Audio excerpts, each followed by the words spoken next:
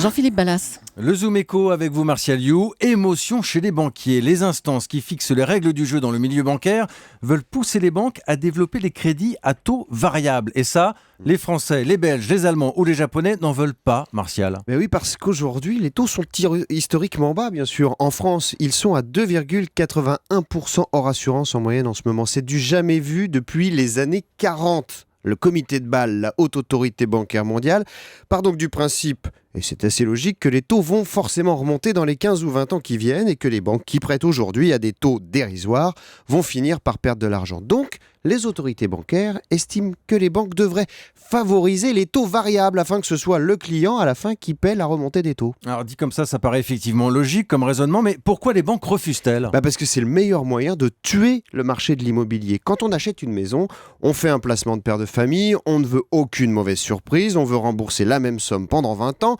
Même quand les taux variables avaient la cote, c'était au début des années 2000, ça ne représentait qu'un contrat sur 5 en France. Donc ça n'a jamais marché. Et franchement, avec les taux que l'on a aujourd'hui, pas besoin d'être un génie de la finance pour savoir que ça finira par remonter. Donc si le comité de Bâle allait au bout de son raisonnement, vous auriez le choix entre des taux fixes qui seraient plus chers qu'aujourd'hui ou des taux variables qui remonteront inévitablement la peste ou le choléra. Avec ça, vous êtes sûr de gripper complètement la machine. Et pour les banquiers, Martial, l'immobilier, c'est un produit d'appel pour attirer les clients ? Ah bah oui, le marché immobilier pour une banque, c'est comme un supermarché qui vend l'essence à prix coûtant un jour de départ en vacances. Le commerçant, ce qu'il espère, c'est que vous ferez aussi les courses chez lui après avoir fait le plein. Eh bien, les banques, c'est pareil. Aujourd'hui, elles sont prêtes à faire des taux de crédit très bas sur 20 ans pour attirer chez elles des couples trentenaires ou quadras avec des revenus stables qui ont déjà acheté une première maison et qui ont donc un apport. Ceux-là, les banques se les arrachent en ce moment parce qu'elles savent que le couple va aussi rapatrier ses salaires et que dans les 20 ans qui viennent, on pourra leur vendre des crédits conso, des assurances vie.